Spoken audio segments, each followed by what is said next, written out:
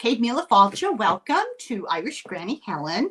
And I am thrilled to welcome back returning favorites. I hate to call you the murder sheet. I mean, you do have names. We've forgotten them. Fabulous Aine Cain and her husband, Kevin Greenlee. And Aine is a journalist, Kevin is a lawyer. And they have this fabulous podcast. So if you're not familiar with the murder sheet, put this on hold and go sign up for their podcast. But that's not why we're here today. We're here mostly to talk about their new book, Shadow of the Bridge, which I sped read. I read this thing so fast. And my notes were like hieroglyphics. I was in such a hurry. So congratulations. That's a huge accomplishment. Look how many pages. A lot. Thank you so much. No, it was a great book. And before we start talking about it, because I want to go into it, I asked this question of everybody who follows this case. What are they thinking? They walk on this thing? Oh my God. You could not pay me enough money to try to cross that bridge. Oh, same, Helen. We went to the trails several times, and every time it was just like, we're not even gonna think of, like, no, we would be the people to fall off. We would be those people. Yeah, the funny thing is, it looks so much scarier in person. It's way worse in person. It looks like I can't imagine. And like, I mean, and I think it's telling that the teenagers walk it, so they have that kind of invincibility. But even I think that's called stupidity. Yeah, it's just insanity. It's like a rite of passage. It's like a brave, yes, you know. And yes. I think it's something with that. But I'm like, I don't need that in my life. If I were on the middle of that bridge, have you ever heard of the New Madrid earthquake? Yes. Yeah, it would come back. That would be my. There's your no life. Okay, I just wanted to touch bases with people that I know are sane, because, you know, I tend to be a little cautious. So I just wanted to know. And before we talk about Delphi, I wanted to ask you about the update on the yogurt shop killings. You guys covered that, right? Yes. We've been really on that very much recently. You have. Okay. So we'll talk about the podcast here in a second, but that was kind of a shock. And here's an interesting little ESBP tidbit. I've been attempting to cover some unsolved crimes where pretty much everybody is gone, so I don't get sued, you know.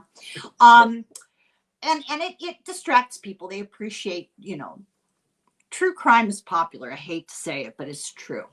And I covered the yogurt shop killings on a Monday, and on a Wednesday they came out and said, guess what? It's been solved. I was like, oh my God. That happened to us once. We covered the murder of Laurel Jean Mitchell in North Webster, Indiana, and covered it like a week later. They announced there's been a DNA match. It's been solved. And all these people were messaging us like, well done. Either you cracked the case or you guys knew it was about to break. And the answer was no, we just randomly covered it. We had no idea something was about to happen.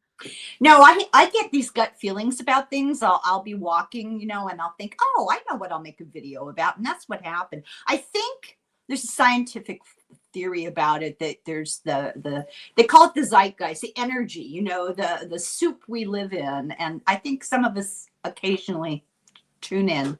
It's just like being a really good AM FM radio. Okay, so Robert Eugene Brasher's that lunatic. And he had already died, so he is dead. Good riddance. So let's talk about the Delphi case, and let's just stipulate, that's a legal term, Kevin. Let's just stipulate that this is just a terrible tragedy. And I'll confess to you that I was really interested in it when it first happened. I felt like it would be solved right away. And then, oh my God, I listened to you guys, you know, and I listened to a lot of podcasts. I followed it, and it just dragged, and it became more and more confusing, and information was less and less reliable. And I know from reading your book that you know to what I refer. And I finally gave up. I just stopped paying attention. A lot of people had that experience, honestly. A lot of people like yourself who want quality information were just sort of like, you know what, we're done. Well, we'll talk about the internet and how that made a dog's dinner out of the whole thing. So first, though, I want to talk about writing the book. What the first thing I noticed was it's in the third person. I thought that was an interesting choice. So why? I think when we look at what we like out of crime nonfiction, we always like that kind of old-fashioned style of almost a novelistic approach, but with obviously true events and real people. And so that's what we were going for. We wanted it to read like this narrative that was gripping and that you could follow along with these investigators and detectives and prosecutors and the family members. But we wanted to distance ourselves from it a bit, honestly. I think a podcast is something where it's very intimate, as you know, like a YouTube. It's like we're talking to you, and that's wonderful for that medium. But with a novel, with rather a nonfiction book, it just felt like that would be inappropriate because it's like centering us and interjecting yourself into it. We are not the main characters here. You know, I have a joke that I tell, and I remember somebody asked us who would play you in the Delphi movie, and I'm first of all like, who would make a movie? This is so depressing. But second of all, random extras in the background who kind of vaguely look at like us. That's where we are. We're not the people at the center of this, and we didn't want. I feel first person would reflect that. First person's so great for like a memoir style of true crime of like, here's what my experience was in this situation. But in our case, we did not want to center that. So we actually refer to ourselves in the third person. And I will say, I took some inspiration from All the President's Men because it's Woodward and Bernstein and that. And that's one of my favorite books. Yeah, I love that book, but it's, I read it when it first came out in the dark ages. It was on the Gutenberg press, it's been so long. I kind of figured that you're entirely too humble and that's why you were doing it. So, the personal experience of this whole thing really fascinated me. Now, first of all, I really appreciated your constant updates about the legal process, Kevin. You guys make a great partnership. Thank you. Who's the yin? Who's the yang, you guys? It's really great, and those of us who are terribly, terribly confused really appreciate it. Your parsing of the legal process was really helpful. And I don't know how you didn't just stand up in the middle of the courtroom and scream sometimes. I just don't know. But first I want to ask, the first thing that came to my mind was, how did you stand in line so long without dying of dehydration or having to invest in adult diapers? Because there's no way I could have done that. How did you do it? When you have to do something, you just do it. You just find a way to do it. It was awful. For people who don't know, we had to, in order to get into the trial, there's only about 24 seats in the courtroom that were available to the public, and there were far more than 24 people who wanted to get in. And the lines would start forming around midnight. And then gradually they would even start forming before that. Yeah, that you said in the book that people would leave the courtroom at the end of the day and get back in line. Right. I had to run and do that one day. Yeah. So that means you're in line all the time. And once you do get a seat and court begins, if there's a bathroom break you need to take, you don't get your seat back. And so in order to keep your seat, you can't go to the bathroom, which means you can't eat or drink.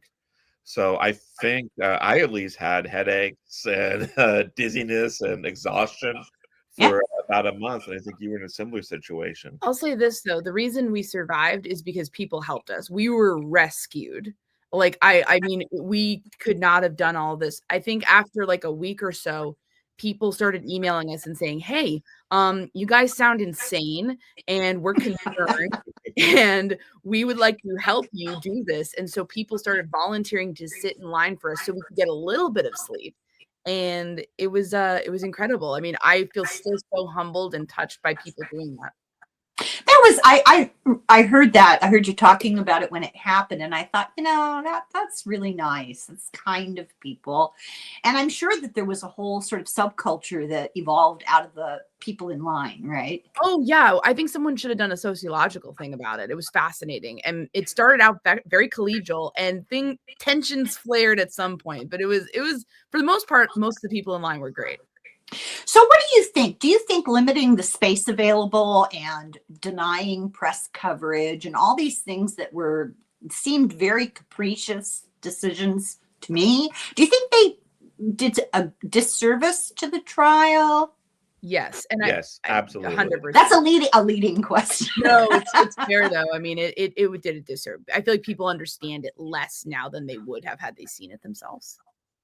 Yeah, and I think it provided rich fertile soil for all the nuts. I mean, let's just be real. I cannot believe some of the things that I heard proposed throughout the trial. And yeah, and even now, some people continue to make fodder of just stupid details that were debunked at trial. And it's like, we've seen that, no one would fall for it. And in fairness, it's not just the nuts, because if you get an incomplete idea of what happened, you might have some very reasonable questions and just not understand that, oh, those questions came up in the trial and they were answered. So there's a lot of good-hearted, intelligent people who I think are left confused and baffled because of the bizarre decisions of this judge to limit public access as she did. Yeah, your book really helps with that, I think. And I feel grateful because I was in that same position where I just gave up. So what was up with that judge? I think Judge Gull, and we actually, I researched her extensively. We did a whole profile episode or two on her. Yeah, I saw that. Yeah. Yeah. And in some ways, she's a very impressive judge. She came up as a female prosecutor in the 1980s, 1990s, when, that was more rare in, Fort Wayne, Indiana. She's a tough person. I think some people feel like she's kind of one of those people that's my way or the highway. So she can be very rigid in her thinking, I think. And I think she is one of those judges. Ultimately, what's more important to most judges is what's going on in the courtroom versus how it's being perceived in the public. But I think a lot of judges are nuanced enough to realize, yes, but it's still worthwhile to kind of do certain half measures, at least to kind of give a nod to what the public needs.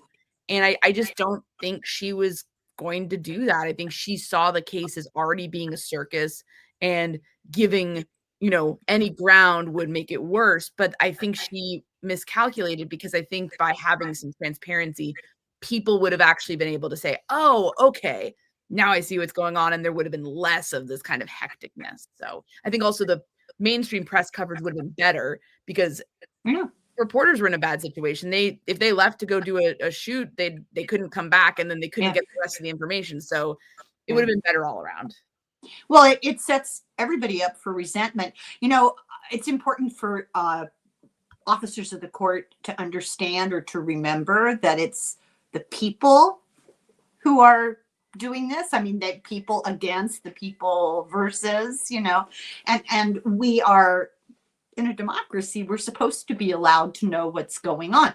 And, yes, the jurors are there as a representative of the people, I guess you would say. But people, it's a human need to have a sense of resolution, and we abhor a vacuum. Fill it with crazy, right? Yeah. And also, it was a great opportunity for people to learn about the trial process. Oh, yeah. Because I think the actual trial itself was conducted fairly. And I think interested people could have learned a lot. Here's how a murder trial happens in America. Here are the stages it goes through. And so that educational opportunity was also lost. I think there's a huge public curiosity about it. I wonder how many people applied to law school because of you guys. I know of one. So I believe it. Did he or she, did they get in? I don't know. I don't want to put them on blast, but I know somebody's interested, so that's pretty cool. And that's very cool. Yeah, I get a little long in the tooth for that, but I even I was like, wait a minute, I need to be involved in this.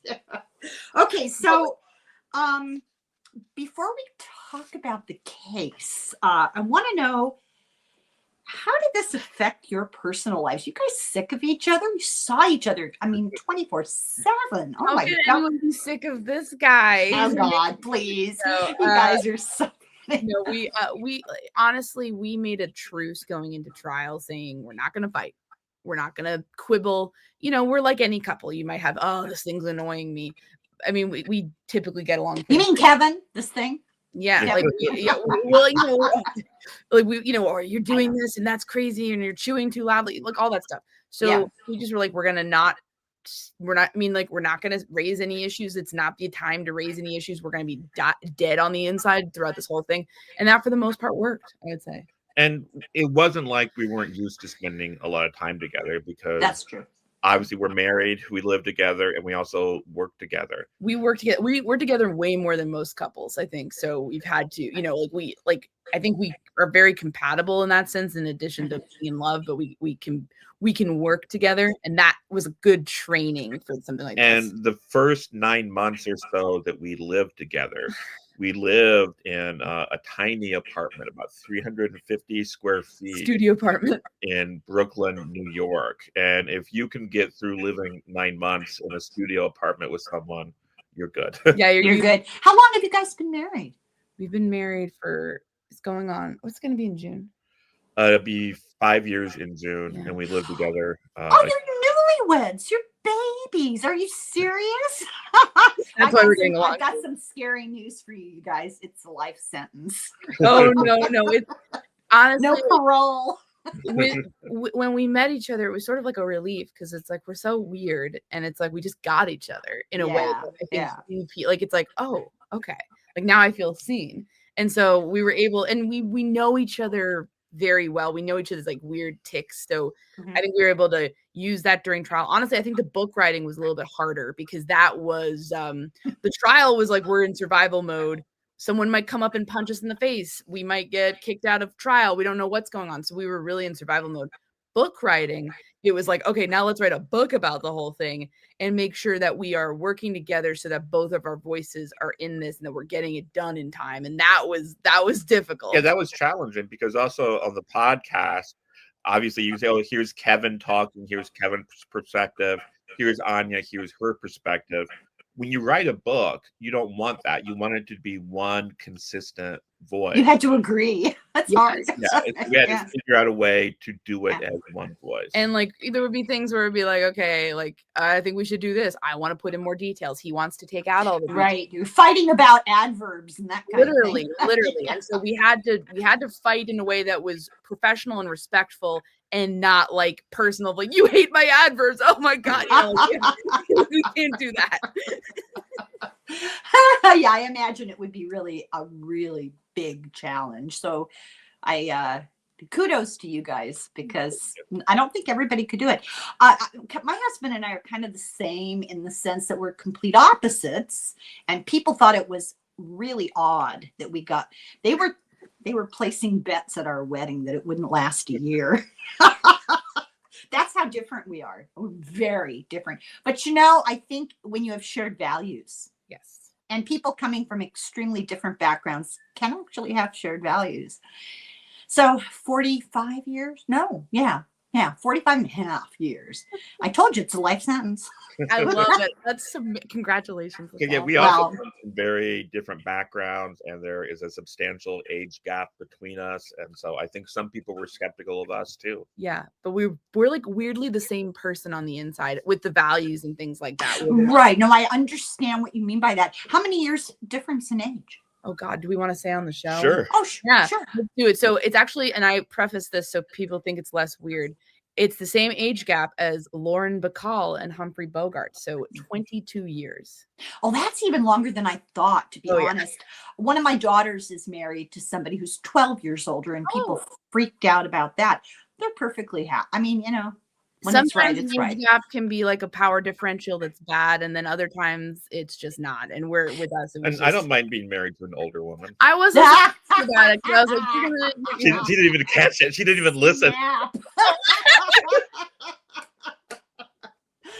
Kevin's outing me. Well, in my world, we would say that you guys are soulmates, that you have been through this rodeo before together, and you had stuff to work out. I will tell you this, Helen. Like, I used to be freaked out that people would notice the age gap, because I was like, I don't want them to think I'm like some weird gold digger and Kevin's like a weird freak, and then Cradle robber. And I'm robbing the grave. And it's like, this is something I don't want people to know. Now that I'm over 30, I get annoyed. I'm like, is it not obvious? Like, I'm so much younger. So now it's like my vanity is taken over. So now I want people to notice the age gap. Is that fair to say? Yes. Yeah, that makes sense. I think that's, human nature, but I think some human nature is ridiculous, and who really cares? I don't understand why people care. There's a whole discourse about it online sometimes, but I think it just depends on the relationship, like any relationship. How many times a day do you have to tell her she's been a naughty girl? Okay, let's change the subject. It's weird for you too. So let's talk. Oh, one more question about you guys. How are you handling your newfound fame?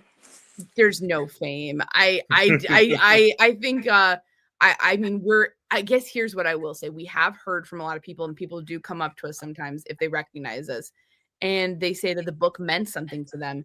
And that's been very healing for me, because it's like, it made me realize, like, I knew we weren't alone when we were going through this whole process, because we had the audience and everyone went through this together. And there was a collective sense of caring about Abby and Libby. There was a collective sense of caring about this case. And having people tell us this book means something to me because I feel like I went on this journey too.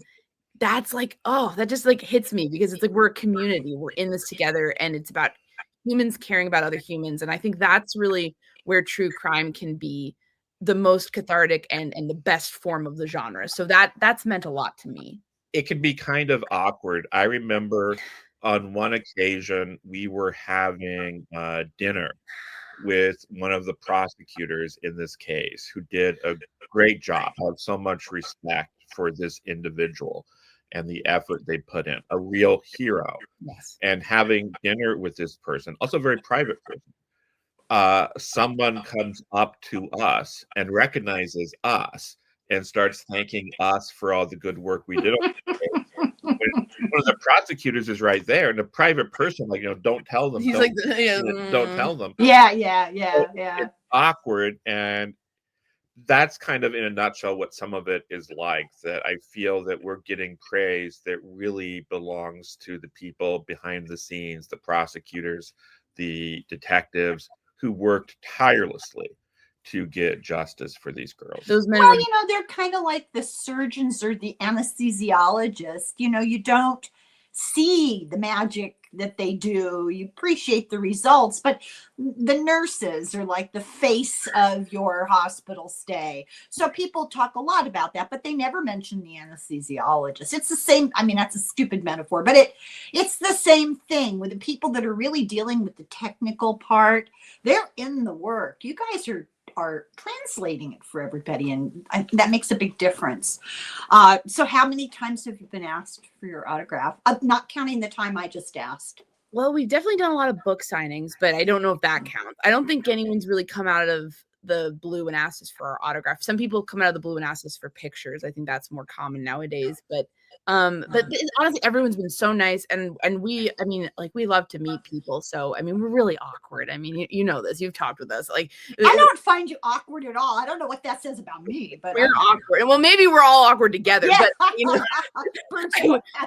I feel like it's nice. But we like to meet people, and that lady who came up at the restaurant was so nice, and I just felt bad because I was like, we want to give credit to these people, but we can't. Oh, well. But it's like there's stuff like that where I think it's nice though. I think mostly when we go on TV, then people recognize our faces, and then have you been on TV? Oh yeah, a bunch. We go on court TV. We've been on local news.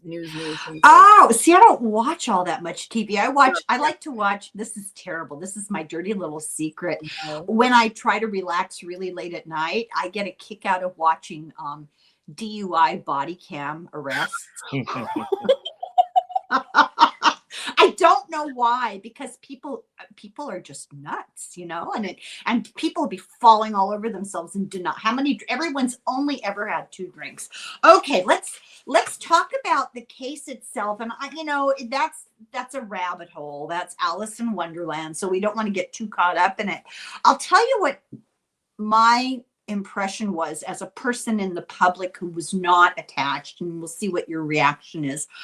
I thought that from the outside, the law enforcement looked chaotic.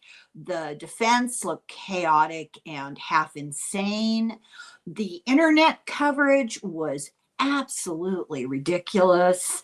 And it was just this maelstrom of stuff. How did it feel to you? You guys were every day pulling it apart, in a microscopic level. Did you know how difficult it was for the rest of the world?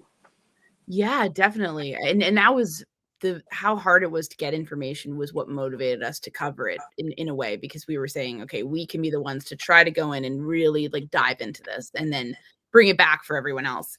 As far as your assessment of the chaos around it, we felt that too. I will say the closer we got to in examining it, we realized the chaos with law enforcement was something that occurred very early on, but had ramifications throughout the rest of the case. Oh, okay. There was this chaotic period when they were starting where it was just all this, and then they kind of got it under control, and they had a core group of people who were really working hard, less chaotic. But as we learned, some of the things that happened early on with that early chaos still came back to haunt them. Yeah, it seemed like there was a lot of jockeying for power, hierarchy, ego, all that stuff. I don't understand that culture, that kind of male dominant stuff that goes on. That came to the fore, I felt. I'll tell you this. I think there were 2 types of investigators in this case. And one was dominated in the core group of people, the so-called unified command. These were the guys who were on it for years, and they were the ones who ultimately closed it out. They were people who ultimately didn't care who did it. They just wanted to figure out, where's the evidence and where can we go with it?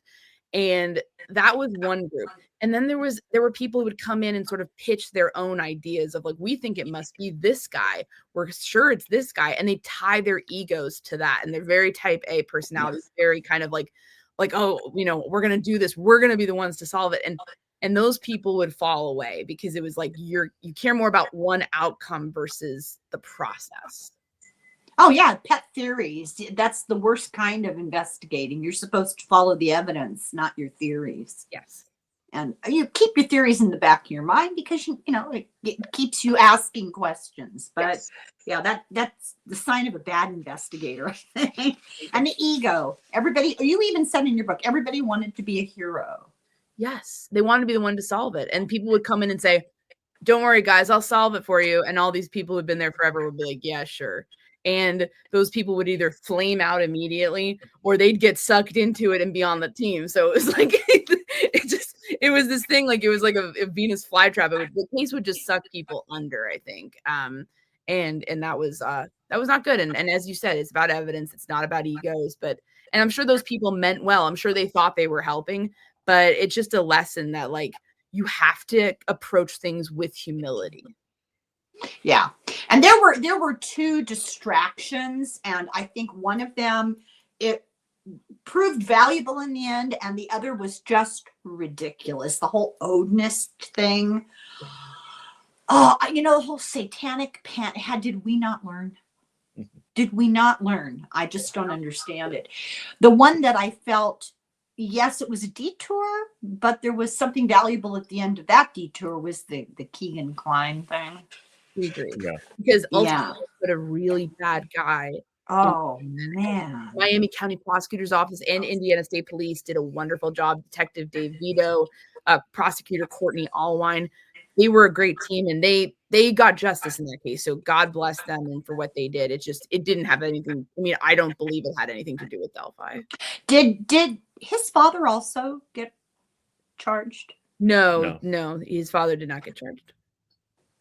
What's wrong with this picture? how ironic was it that Libby actually had interacted with him on her phone? I don't think it's fair to point fingers. This is typical teenage behavior. I mean, it's just, maybe we should talk about the larger problem of the internet, but yes, it's very people would be horrified if they knew how common that was. And yeah. He infiltrated her friend group. She wasn't the one girl he was talking to. He was talking to really all of her friends.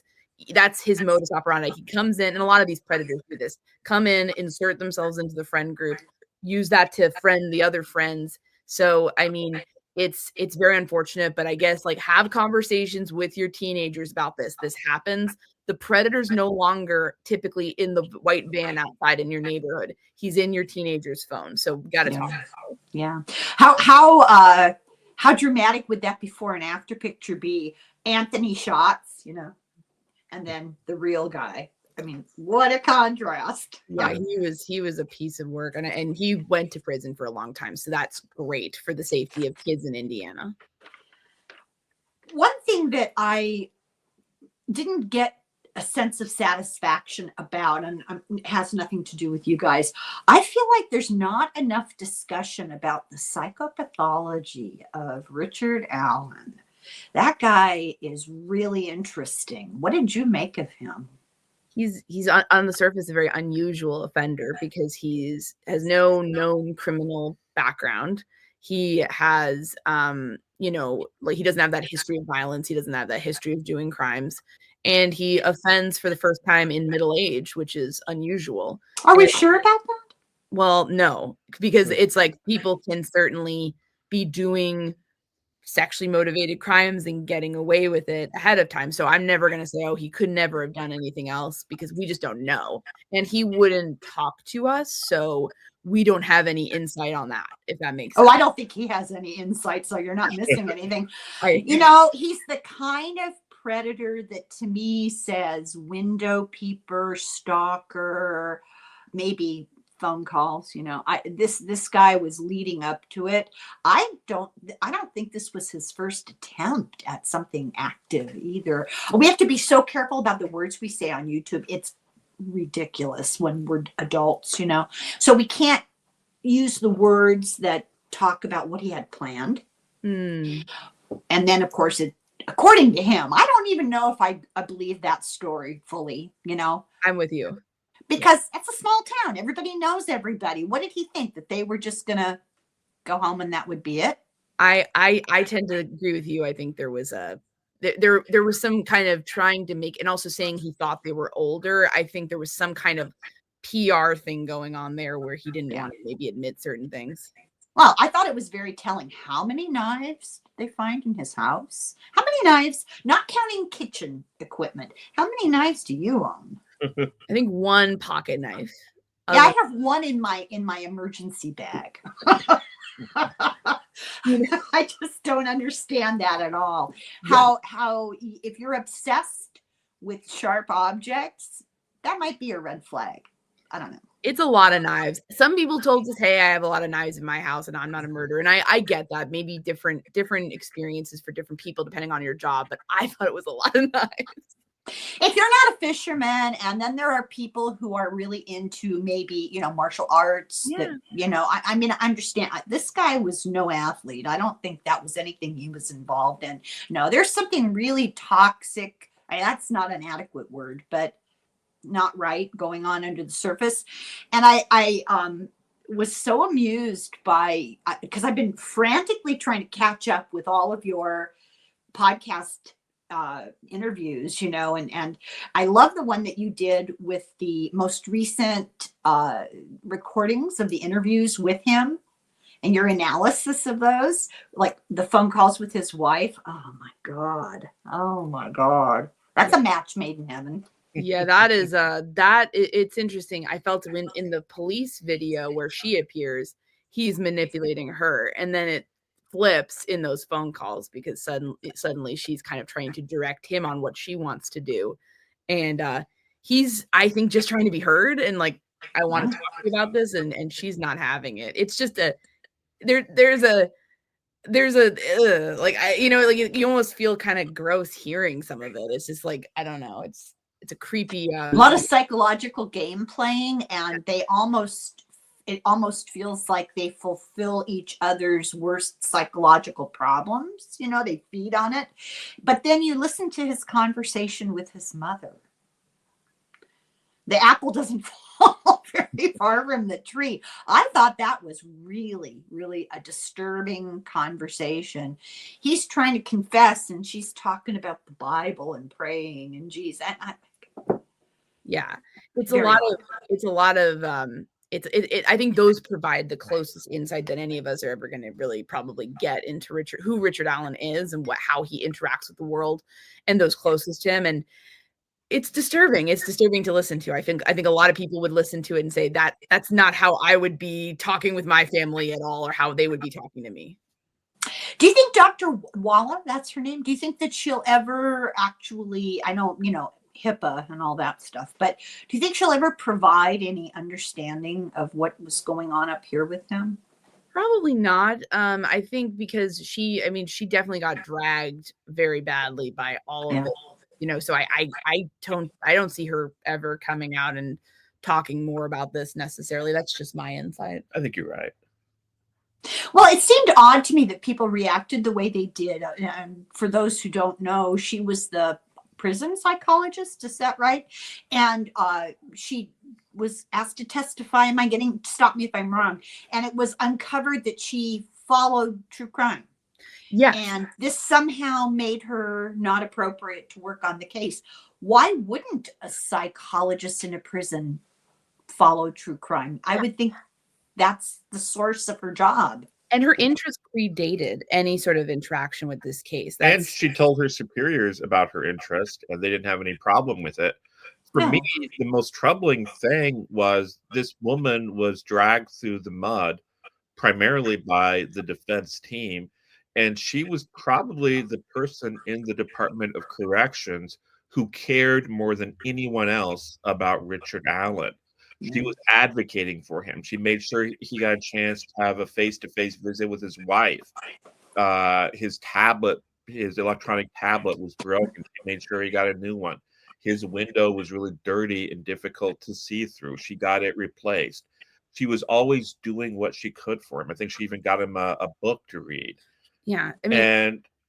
She was his best friend within the system, and she got dragged through the mud. She got dragged through the mud because he inconveniently confessed in detail to her. So they needed to destroy her credibility in order. When you say they, you mean the defense. The defense, yeah. But they also needed her to say that he was suffering. So like they would be nice to her one minute, oh, isn't it awful how badly he was treated? And then they'd switch it off and say, oh, but you're evil because you forced him to confess. I mean, it was a very polarized kind of treatment of her. But I will say this, the one thing that people really went after her for was that she looked up, I think, records around Cain Klein. So people were pointing to that as far as being like, oh, she's so obsessed with this case that she's doing stuff that's inappropriate. When we looked more into that, it seemed like she was possibly thinking that Cain Klein would be transferred there. So she was interested in seeing like, okay, what can we know about this guy if we're going to be treating him? So that makes it sound a lot less bad than how it was portrayed. So I think she kind of got torpedoed over something that I don't really see anything that kind of like warranted her treatment. No, it felt to me like people were looking for a controversy, and everything she did to me just seemed a normal part of her job as somebody who's open-minded and wanting to make sure she had all the information. I want to ask you about that defense attitude, but before, I'm afraid I'll forget. How much of his behavior do you think was feigned? I think Richard Allen is a highly manipulative person. And I think that being said, so I think some of it was completely feigned. I think there's an element of like despair where he's being rejected by those he loves because of this. And I think that drove some of the behavior. So it's not that it's because he's psychotic or because he's actually having a mental health issue, but there is a level of like, everybody hates me because I did this and they're never going to love me and I'm not going to. So I think there was some things that were being fueled by true emotions, but that's not being psychotic. I mean, psychotic people can't control being psychotic. Yeah, I know. No, he very much is, you know, I left my psychiatric degree in the other room, but he very much is somebody with a personality disorder. But some of the things that he did, I don't want to say them out loud because they're grotesque. Let's just say he was eating things that don't deserve to be eaten. And I'm like, that is kind of psychotic. I think I'm not saying he is, but that was really over the there can be really extreme behaviors too in prison, and it's more about having some level of control, and some of those extreme behaviors can be a way to get what you want because you have no other leverage. You're in prison. So there's like, I think there's a lot at play here. I don't think it's purely necessarily malingering. I think there's elements of that, and I don't think it's psychosis in the classical sense. But there was a point where he was hurting himself, and so they had to intervene. You know, you just triggered a memory for me, and I actually agree with you, and I'm sorry I didn't think of it ahead of time. When the worst of the troubles in Ireland were occurring in the 70s, and a lot of young men were thrown into prison by the British, they didn't have clothes to wear, and they were reduced to writing on the walls with things that are not writing implements, if you know what I'm getting at. I guess that is a sign of despair and a lack of a frustration with no control. So you're right, and that makes sense. So let's talk about the defense. Did they?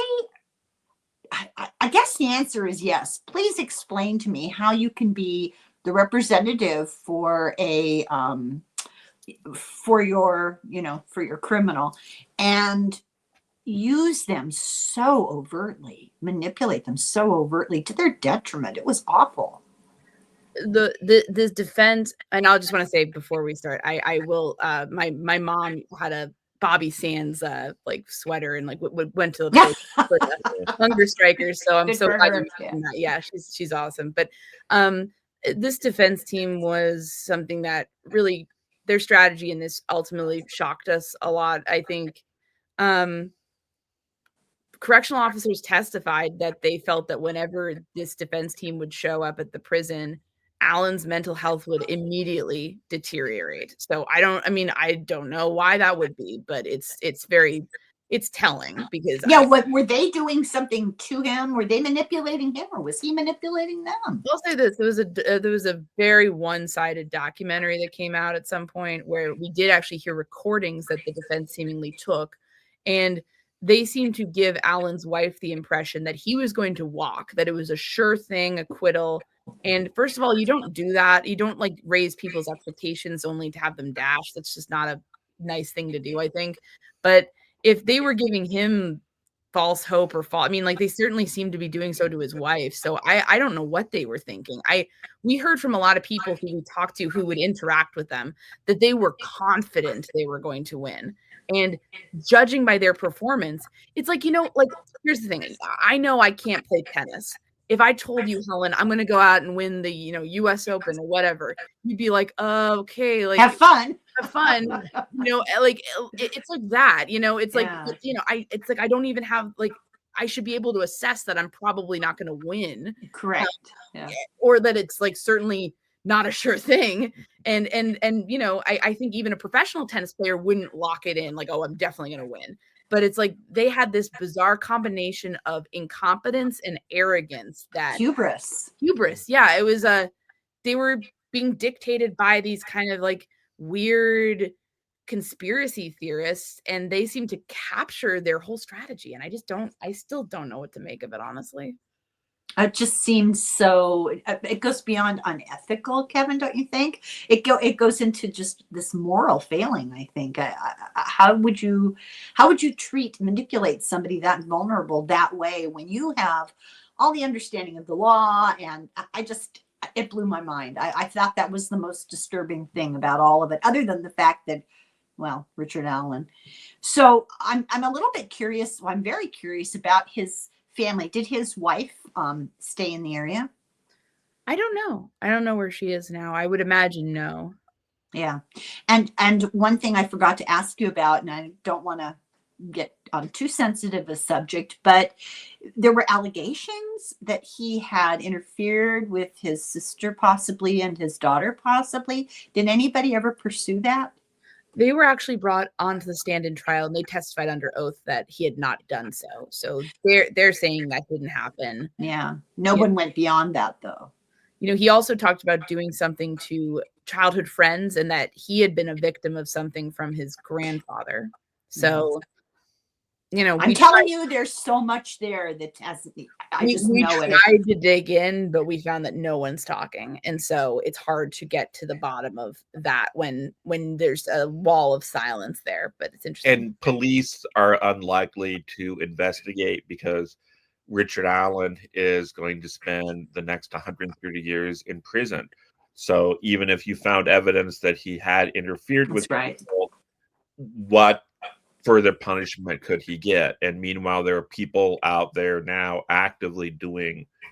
Well, no, that makes absolute sense. I only hope that those who were potentially his victims do find some sort of help, you know. The trauma be carried through the rest of their lives if they don't. I don't know. Did I miss anything? No, your questions were great. Oh, I have a good question for you. Do you guys ever watch Love After Lockup? No. Oh, do you know, are you familiar with it? Not really. Oh, I'm their best ambassador. They should be paying me. It's this terrible, I absolutely admit that it's garbage, you know. It's this terrible reality show, and it's based on people outside of prison who get a correspondence going with people in prison. And when the person is out of incarceration, usually almost always it's a love relationship, and they get married or they plan to get married, and on one level, it's unbelievably entertaining. You just can't even believe that this sort of thing exists. On another level, it's really pretty sad. It's mental health, you know, at its most disturbed. Yeah. But it is fascinating, really fascinating. Yeah. If you're interested in true crime, that's a peripheral area that you want to investigate. Oh my God. Yeah. After Lockup. Hybristophilia is a real thing, you know, people being attracted to violence, or, you know, in some cases, or criminality. It's like, and I think that's a thing in true crime a bit. I think some people, they're not going to marry someone in prison, but they will become a fan. They're turned on by it. Yeah, it's weird. I wonder how many letters he gets every day. I would not be surprised if he got a lot of. There is a weird fandom around him, and he's not a very like someone like Ted Bundy. He's charismatic, or he's considered conventionally attractive. I don't think he is, but he whatever. Creep me out. Yeah. I don't like. I mean, thumbs down from me, but that's just me. Some other people feel differently, but it's like, you know, people do feel that. But with Richard Allen, I mean, he's like this little pathetic man. Trollish character. Yeah. But you just reminded me of something. I'm when I read this in your book, I thought, I wonder if they're thinking what I'm thinking. So you described the investigators going up to his house, and you described the landscaping and the statue of Hebe. You okay? You're the only one. And it makes so much sense that you would, because of your interest, but you're the first one to mention that. Yeah.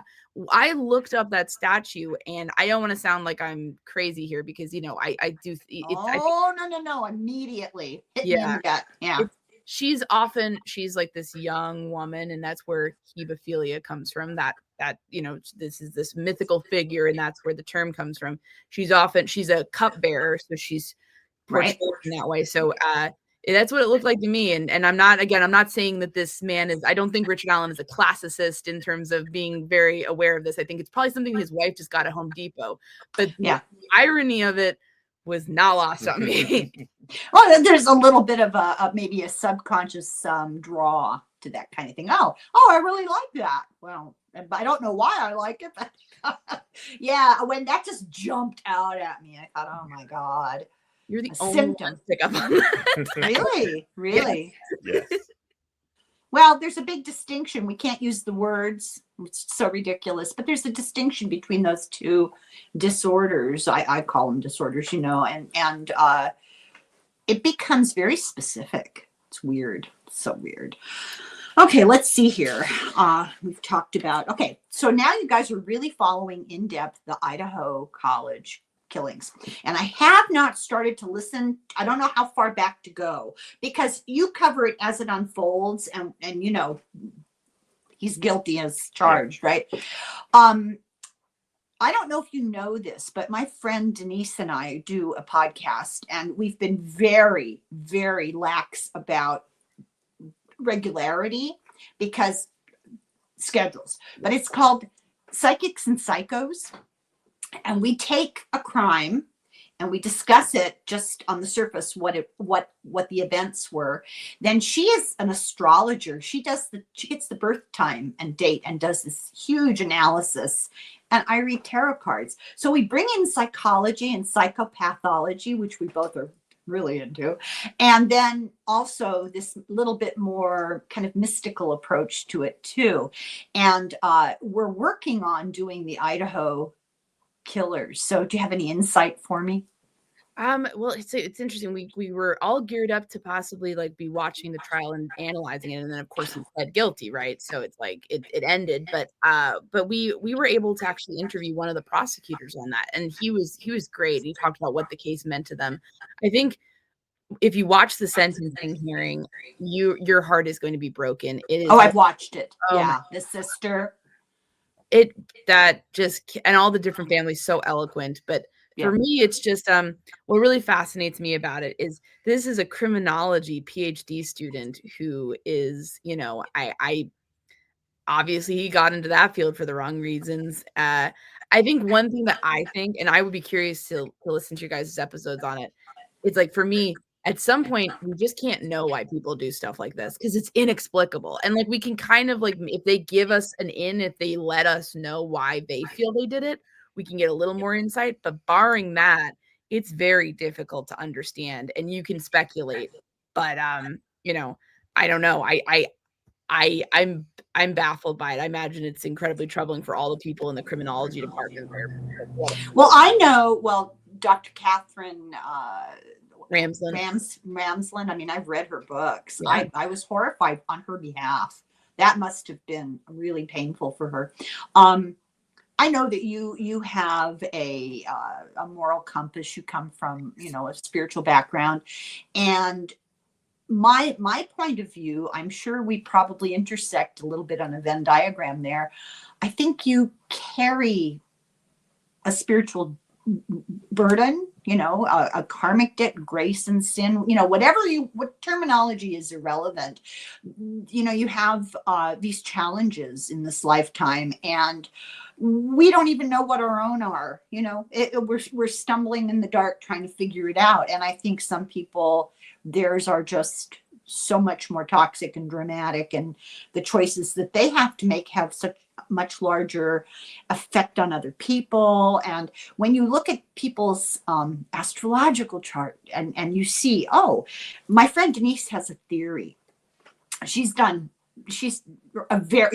just doing love signs, you know, she's a very serious astrologist. And there's a thing called a node, and don't ask me to explain it. I don't speak astrology, but she's discovered that every single serial killer that we have ever looked at has the same feature on their astrological chart, which is an unusual feature. That's all I'll say, because like I said, I don't understand astrology. And there's something about being born into a fate, maybe, or being born into a set of challenges. I don't know. It's interesting. How much of it is genetic, epigenetics? I think some of it maybe, and then others is choices, because you have people who are in terribly abusive situations, terrible upbringings, who are nonviolent, and they're very exactly. And you it's can like, have a big family and have someone who's kind of a business person, unethical in that way, someone who's a killer, and somebody who becomes like Mother Teresa. You just can't predict. You know, that's what I was, when I was looking at the yogurt shop murders, this Robert Eugene Brasher's guy, his older brother, I mean, his father was a NASA engineer in Alabama, in Huntsville. And then his older brother murdered an Alabama state trooper in a robbery. So I was shocked. I was like, you hear about like someone being as successful as being a NASA engineer, and then he's got 2 out of 3 sons that kills people. And it's just like, wow. I mean, I will tell you this. I've come to be very resolute in my belief. And this is not necessarily popular these days. We kind of want to seek psychological underpinnings of everything. And that's understandable. And I understand some people may disagree with this, and that's okay. Mhm. I believe evil is real. I believe there is evil, and people can do evil. And I think at some point people become evil. And I agree. Yeah. And that's like, again, like sometimes I think people say, well, maybe it's all just, and I'm like, there's evil, I mean, like, I guess that's how I feel. But I think with something like what Brian Koberger did, that's pure evil. Well, there's a continuum, if you want to put it into something tangible, there's a continuum. And on one end, it's nature versus nurture too. You've got what you're born with. Yes. And then how you're treated. And then what you open yourself to. That's that third feature that people want to ignore because it's really scary. So, it all ties into 3I Atlas, doesn't it? It really You know what I'm talking about? Not at all. You will. I think when I describe it, you will. You just probably, like me, I had to have somebody tell me the name of it. I was aware of it and didn't know the name of it. There's this unidentified object out there in the sky that's behind the sun right now. It's on this weird trajectory. And astrophysicists are losing their minds because it defies all the knowledge that they have. And I'm not a physicist, having to do with mass and speed and trajectory and behavior and all that stuff. And so there's a whole subculture that's evolving that it's, the aliens are coming. And the other subculture is that no, but the comet is. And in either case, it doesn't look good. So yeah, that was my little joke that who knows what it is that affects us. One person's ET is another person's demon. That's kind of where I am right now. So. Well, I just want to say, Helen, we are so grateful to you for like all of your support throughout this. Like, you're one of those people we were just like, you're so nice. And we always enjoy talking to you. No, you are literally like this has been a difficult, I mean, like this is and you read the book, so you understand this. This has been a difficult case to cover, but meeting folks like yourself and connecting with people in the audience as we have, and meeting some of the folks who worked on the case was ultimately, that's a big reward for us. And that's been very meaningful. Building a community, I guess, has been so nice. And I think the families of the girls have felt the same way, where people kind of come together to remember them. And we're just grateful for you being a part of that. Thank you. Well, those poor people, I didn't mention them much because I have girls, it's terrible, just terrible. My heart goes out. We'll all move on. They can't, not without their loved ones. Yeah. Do you think you'll write a book about Idaho? Probably not. I think there's been some books that have come out already on it, and read them. I don't know what we would add.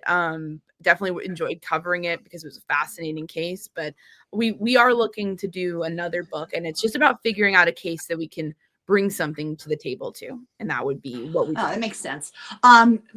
You are covering it in your podcast, and we're going to do our podcast. I'm not exactly sure what our time frame looks like. We want to do it soon.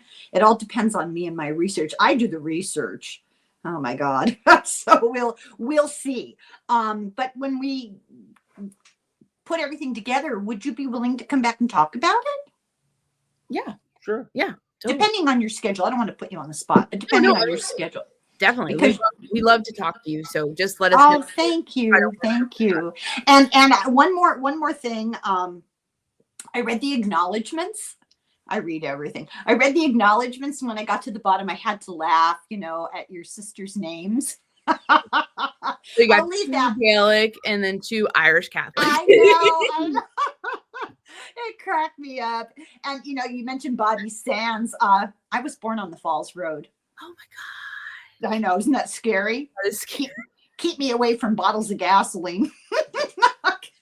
Just kidding. No, yeah, my mom was very into that, Republican, I mean, yeah, she was Irish Republican. Irish Yeah. Republican, yeah, that's what I mean. And then she's that stuff's about. We grew up listening to the Wolf Tones, so it's all very My parents were really into the Clancy brothers because Tommy Makem came from my father's hometown. I love the Clancy brothers. Oh, too. do you? Yeah. Yeah, I know. There's a song that Tommy Makem does. Oh God, I can't remember. It's about the young woman who dies because she's pregnant, and Butcher Boy. and the Butcher Boy. Thank you.